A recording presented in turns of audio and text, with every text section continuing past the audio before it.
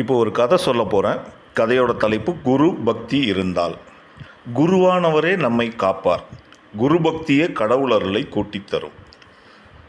ஒரு காட்டில் சிங்கமும் மானும் நண்பர்களாக இருந்தது. இரண்டும் நட்பிற்காக ஒரு ஒப்பந்தமும் போட்டுக்கொண்டது.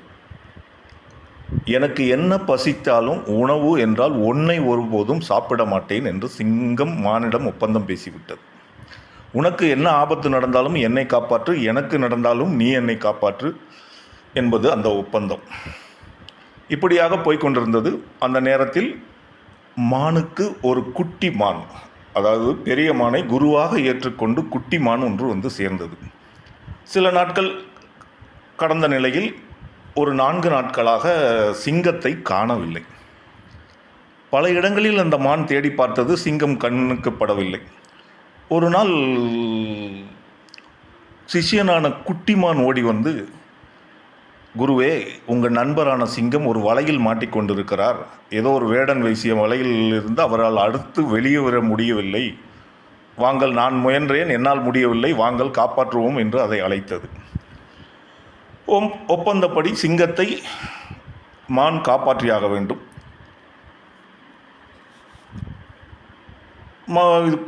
சிஷ்யமான் சொன்ன இடத்திற்கு பெரியமான் சென்று சேர்ந்தது.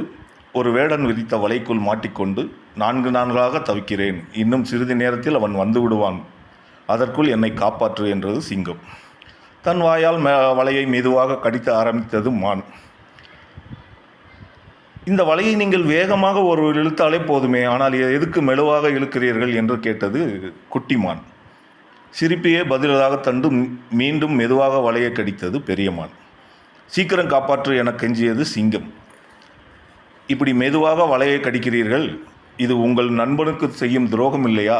நான் உங்களைப் போல் பெரிய மானாக இருந்திருந்தால் ஒரே கடியில் வலையை அறுத்து விடுவேனே, ஏன் இப்படி தாமதம் செய்தீர்கள் என்று கேட்டது குட்டிமான். இப்போதும் புன்னகையே பதிலாக தந்துவிட்டு வலையை மெதுவாக அறுத்து கொண்டிருந்தது பெரியமான்.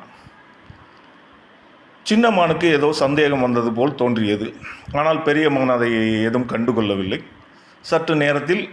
சற்று தூரத்தில் வேடன் வருவதை பார்த்தது. வலையை வேகமாக இழு என்றது சின்னமான்.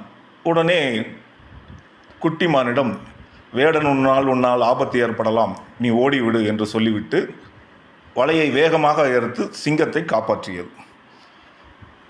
இதை முன்னமே செய்திருக்கலாமே என குட்டிமான் கேட்டுக்கொண்டு வந்தது.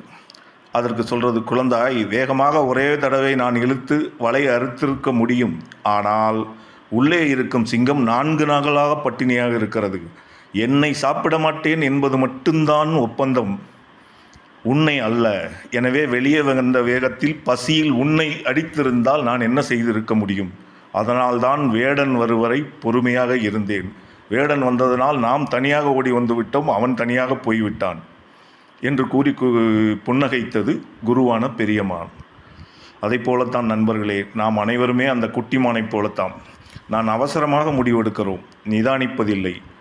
நாம் நிதானமாக இருப்பதே சரி. பிடிவாதம் எங்கெல்லாம் இருக்கிறதோ அங்கு ஆபத்து தான் வந்து சேரும். குருவானவரே என்றும் நம்மை காப்பாற்ற வல்லவர். குரு பக்தியே கடவுள் அருளை நமக்கு கூட்டித் தரும். இதனால்தான் சிவபெருமானையே குரு என்று குறிப்பிடுகிறார் திருமூலர். நன்றி நண்பர்களே.